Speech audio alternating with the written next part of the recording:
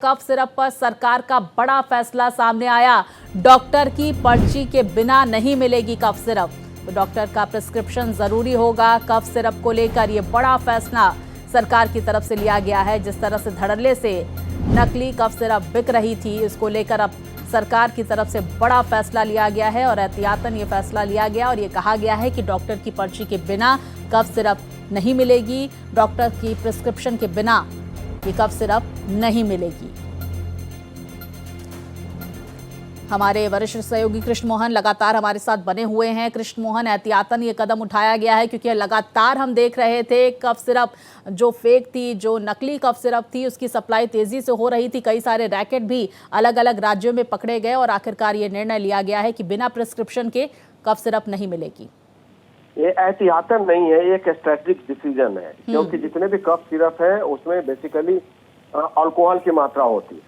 तो बहुत सारे लोग जो है वो कफ सिरप पी के और अल्कोहल का सब्स्टिट्यूट करते थे और सब्स्टिट्यूट करने के बहाने बहुत सारे ऐसे भी मामले पाए गए हैं जो ड्रंक एंड ड्राइविंग के केस में आए हैं कि उन्होंने कफ सिरप ज्यादा पी लिया और गाड़ी ठोक दी या किसी को कुचल दिया। और दूसरी बात जो आपने स्प्यूरियस ड्रग्स की बात की, वो स्प्यूरियस ड्रग्स का इशू बहुत बड़ा है, जिसमें कफ सिरप के नाम पे कोई मानक तो है नहीं, तो जो मन किया उसमें अल्कोहल की एक मात्रा डाल के थोड़ा सा मीठा बना दिया। तो चलो एडल्ट तो उसको झेल जाएंगे, लेकिन अगर वो बच्चे पिएंगे जो नौनिहाल है 6 दिन के, 10 दिन के या 20 दिन के, उनको परेशानी हो रही थी। तो लिहाजा इसको ये किया गया है कि जब तक डॉक्टर प्रिस्क्राइब नहीं करेगा तब तक हमें मेडिसिन नहीं देंगे।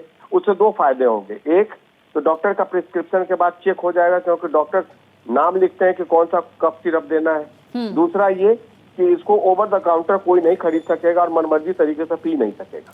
बिल्कुल कृष्ण मोहन, जो लोग धड़ल्ले से कफ सिरप बेच रहे हैं और बिना डॉक्टर के प्रिस्क्रिप्शन के बेच रहे हैं, उन पर क्या कार्रवाई के निर्देश दिए गए हैं सरकार की तरफ से इस लेटर में?